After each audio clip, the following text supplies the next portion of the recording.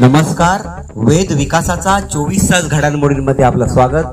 पंतप्रधान नरेंद्र मोदी यांच्या नेतृत्वाखालील सरकारने 11 वर्ष पूर्ण केल्याबद्दल आणि त्या अनुषंगाने सरकारने देशवासियांसाठी केलेली योजना, निर्णय, उपक्रमांची माहिती देण्यासाठी करंजाड येथे माजी सरपंच रामेश्वर आंग्रे यांच्या माध्यमातून करंजाड येथे 11 ठिकाणी मन की बात या कार्यक्रमाचे आयोजन करण्यात आले होते.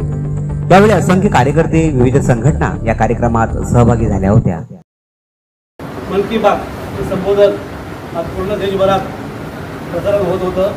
त्या दृष्टीने समर्पित देशाला 11वी सेवा जी मोदीजींनी केली, त्या संदर्भात आम्ही आज मन की बात 11 ठिकाणी वेगवेगळ्या ठिकाणी सोसायटी असतील, व्यवस्थित त्यानंतर मंडळं असतील, अशा विविध ठिकाणी आम्ही 11 जागी मन की बात त्याचं थेट प्रसारण हे केलेलं आहे.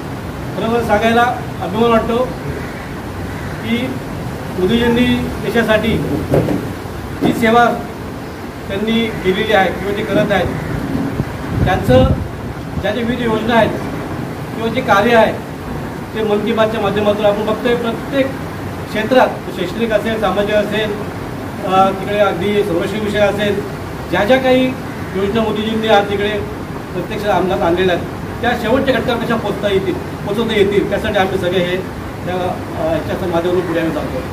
बरोबर, आज देशाला एक नवीन दिशा किंवा नवीन एक विकास तर होतोय, पण त्याबद्दल देशामध्ये आपण जे नावलौकिक आज आपण आजूबाजू जे बघतोय, बरोबर मोदीजींनी आज देशाने जे काय केलं आहे ते अमूल्य आहे, अतुल्य आहे, कुठे त्याची तुलना करू शकत नाही. म्हणून आज मन की बातच्या माध्यमातून विविध घटकांशी संवाद साधला असताना आज जे जे काही घटक आहेत त्यांना या गोष्टीची माहीत नसते. म्हणजे महत्त्वाचं म्हणजे आम्ही या माध्यमातून एकच विषय जाणीवपूर्वक आपण ज्या घटकावर पोचायला पाहिजे व त्याविषयी माहिती द्यायला पाहिजे, त्यासाठी हा उपक्रम राबवला आहे.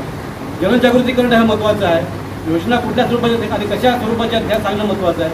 तर त्या आरोग्यविषय असतील, कुठल्या असतील, तर त्या शेवटच्या घटकावर कशा पोचता येतात. मोदीजींनी हाच मंत्र दिला आपल्याला, अगदी शेवटच्या घटकापर्यंत जोपर्यंत आपल्या योजना जात नाही तोपर्यंत आपल्याला त्या ज्या माणसाला जिथे जो पीडित असेल, शोषित असेल, वंचित असेल, त्या घटकावर पोचायचं आणि त्याला काम करायचं. म्हणून ह्या माध्यमातून आपण सारेजण एकत्र आहोत आणि जे सगळे सन्माननीय आज जे लोकांनी म्हणजे मी कार्यकर्त्यांनी किंवा सामाजिक क्षेत्राचे काम करत त्यांनी ज्या भाग घेतला आहे आणि मन की बातच्या अनुषंगाने